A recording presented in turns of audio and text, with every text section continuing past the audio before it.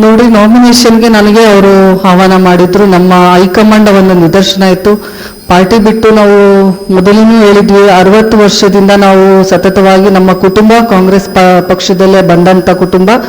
ಆ ಪಕ್ಷವನ್ನ ಬಿಟ್ಟು ನಮಗೆ ಬೇರೆ ಆಲೋಚನೆ ಇಲ್ಲ ಅಂತೇಳಿ ಹೈಕಮಾಂಡ್ನ ಒಂದು ನಿದರ್ಶನದ ಮೇರೆಗೆ ಹೈಕಮಾಂಡ್ನ ಒಂದು ಗೌರವ ಕೊಟ್ಟು ಅವರು ಕೂಡ ಆಹ್ವಾನ ಮಾಡಿದ್ರು ನಾಮಿನೇಷನ್ಗೆ ಬರಬೇಕು ಅಂತೇಳಿ. ಆಹ್ವಾನದ ನಿಮಿತ್ತ ನಾನು ಆ ಒಂದು ನಾಮಿನೇಷನಲ್ಲಿ ಪಾಲ್ಗೊಂಡೆ. ಅದಾದ್ಮೇಲೆ ಅವರು ಬೇರೆ ಸಭೆಗಳಿಗೆ ಕರೆಯನ್ನ ಮಾಡಲಿಲ್ಲ. ಅದ್ರ ಜೊತೆಗೆ ನನಗೆ ಕೂಡ ಕೊಪ್ಪಳ ಇನ್ಚಾರ್ಜ್ ಹಾಕಿದ್ರಿಂದ ನಾನು ಅಲ್ಲಿ ಕೆಲಸ ಮಾಡಬೇಕಾಯ್ತು. ಇವತ್ತು ಪಕ್ಷದ ಕೆಲಸ ಎಲ್ಲಿ ಕೊಟ್ಟರು ನಾವು ಮಾಡಬೇಕು. ಇವತ್ತು ಆ ಒಂದು ನಿಟ್ಟಿನಲ್ಲಿ ನಾನು ಕೊಪ್ಪಳದಲ್ಲಿ ಕೆಲಸ ಮಾಡಿದೆ ಅಂತ ಹೇಳೋದಕ್ಕೆ ಬಯಸ್ತೀನಿ.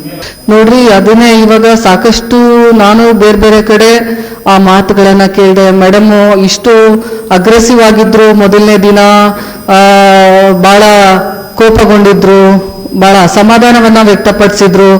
ಅದಾದ ನಂತರ ನಾಮಿನೇಷನ್ಗೆ ಬಂದ ಮೇಲೆ ಪೂರ್ತಿ ಶಾಂತವಾಗ್ಬಿಟ್ರು, ಏನು ಇದನ್ನ ಮಾಡಲಿಲ್ಲ ಅಂತೇಳಿ.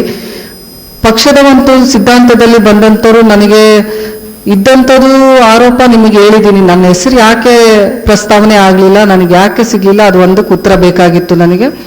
ಅದಕ್ಕೆ ಉತ್ತರ ಸಿಗ್ಲಿಲ್ಲ ಅಂತಂದ್ಮೇಲೆ ನಾನು ಪಕ್ಷದ ಒಂದು ಹೈಕಮಾಂಡ್ನ ಒಂದು ಏನು ನಿದರ್ಶನ ಇತ್ತು ಅದಕ್ಕೆ ನಾವು ಪಕ್ಷದ ಚೌಕಟ್ಟಿನಲ್ಲಿ ನಾವು ಒಂದು ಹೈಕಮಾಂಡ್ಗೆ ಗೌರವವನ್ನು ನೀಡಿ, ಜೊತೆಗೆ ನಮ್ಮ ಎಲ್ಲ ನಾಯಕರು, ನಮ್ಮ ಇಲ್ಲಿರುವಂಥ ರಾಜ್ಯದ ನಮ್ಮ ಮುಖ್ಯಮಂತ್ರಿಗಳಾಗಿರ್ಬೋದು, ಉಪಮುಖ್ಯಮಂತ್ರಿಗಳಾಗಿರ್ಬೋದು, ನಮ್ಮ ಎಲ್ಲ ಜಿಲ್ಲಾ ನಾಯಕರು ಒಂದು ಅವರ ಒಂದು ಅಪ್ಪಣೆಯ ಮೇರೆಗೆ, ಅವರ ಒಂದು ಒತ್ತಾಯದ ಮೇರೆಗೆ ನಾನು ನಾಮಿನೇಷನ್ಗೆ ಪಾಲ್ಗೊಂಡೆ.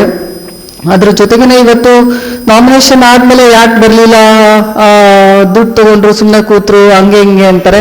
ಯಾವತ್ತೂ ಕೂಡ ವೀಣಾ ಕಾಶ್ಯಪ್ನವ್ರು ಇಷ್ಟು ಹೆಸರು ಮಾಡಿದ್ದಾರೆ ಅಂತಂದ್ರೆ ನಾವು ಕರಪ್ಷನ್ ರಹಿತವಾಗಿ ಕೆಲಸ ಮಾಡೋದ್ರಿಂದ ನಾನು ಇಷ್ಟು ಹೆಸರು ಮಾಡೋದಕ್ಕೆ ಸಾಧ್ಯ. ಯಾವತ್ತಿಗೂ ವೀಣಾ ಕಾಶ್ಯಪ್ನವ್ರನ್ನ ದುಡ್ಡಿಂದ ಅಳೆಯೋದಕ್ಕೆ ಸಾಧ್ಯ ಇಲ್ಲ. ವೀಣಾ ಕಾಶ್ಯಪ್ನವ್ರ ಬೆಲೆ ಕೇವಲ 10 ಕೋಟಿ ಅಲ್ಲ, 20 ಕೋಟಿ ಅಲ್ಲ. ನನ್ನ ಜಿಲ್ಲೆಯಲ್ಲಿ ಇರುವಂತ ಇವತ್ತೇನು ನಮ್ಮ ಜನಸಂಖ್ಯೆ 17.5 ಲಕ್ಷ ಜನ ಏನಿದ್ದಾರೆ ನನ್ನ ಪಾರ್ಲಿಮೆಂಟರಿ ಕ್ಷೇತ್ರದಲ್ಲಿ, ಇವರ ಆಸ್ತಿ ನಾನು. ಇನ್ಯಾರಿಗೂ ಮಾರಾಟ ಆಗುವಂತ ಆಸ್ತಿ ನಾನಲ್ಲ. ನನ್ನನ್ನು ನಾನು ಯಾವತ್ತೂ ಕೂಡ ಮಾರಾಟ ಮಾಡ್ಕೊಳಲ್ಲ, ಇಂದೂ ಮಾಡ್ಕೊಂಡಿಲ್ಲ, ಮುಂದೂ ಮಾಡ್ಕೊಳಲ್ಲ. ನಾನು ಯಾವತ್ತೂ ಕೂಡ ದುಡ್ಡಿಗೆ ಅಪೇಕ್ಷೆ ಪಟ್ಟವಳಂತವಳು ಅಲ್ಲೇ ಅಲ್ಲ.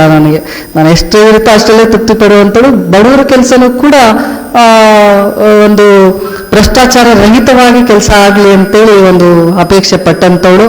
ಸುಮ್ಮನೆ ಆರೋಪ ಮಾಡ್ತಾರೆ. ಹಂಗಿದ್ರೆ ಕೊಟ್ಟಂತವ್ರು ಸುಮ್ಮನೆ ಬಿಡ್ತಿದ್ರೆ ಎಲೆಕ್ಷನ್ ಪ್ರಚಾರಕ್ಕೆ ಬರಲಿಲ್ಲ ಅಂದ್ರೆ? ಈಗ ಇಸ್ಕೊಂಡ್ರೆ ನಾವು ಪ್ರಚಾರಕ್ಕೆ ಬರಲೇಬೇಕಲ್ಲ.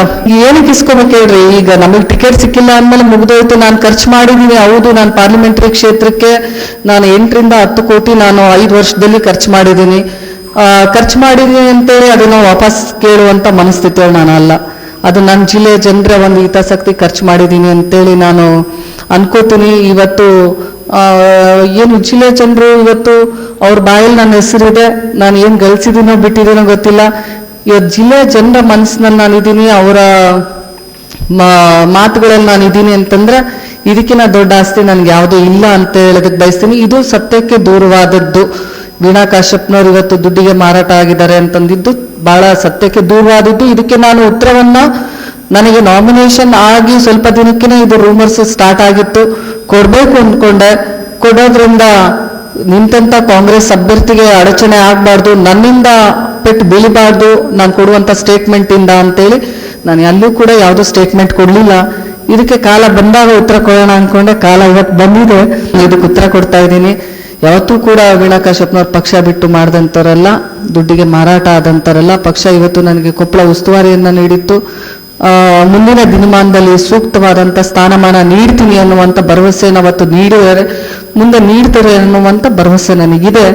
ಆ ಒಂದು ಭರವಸೆಯಿಂದ ಪಕ್ಷದ ಮೇಲೆ ಒಂದು ಅಭಿಮಾನವನ್ನ ಇಟ್ಕೊಂಡು ಯಾವತ್ತೂ ಕೂಡ ಅಧಿಕಾರ ಇದ್ರೂ ಅಷ್ಟೇ, ಇರ್ಲಿಲ್ಲ ಅಂದ್ರೂ ವೀಣಾ ಕಾಶ್ಯಪ್ನವ್ರ ಜಿಲ್ಲೆಯ ಮನೆ ಮಗಳೇ ಇಂದೂ ಕೂಡ ಆಗಿದ್ರು, ಮುಂದೂ ಕೂಡ ನಾನು ಜಿಲ್ಲೆಯ ಎಲ್ಲ ಒಂದು ನನ್ನ ಅಣ್ಣ ತಮ್ಮಂದಿರ ಸಹೋದರಿನೇ, ಈ ಜಿಲ್ಲೆಯ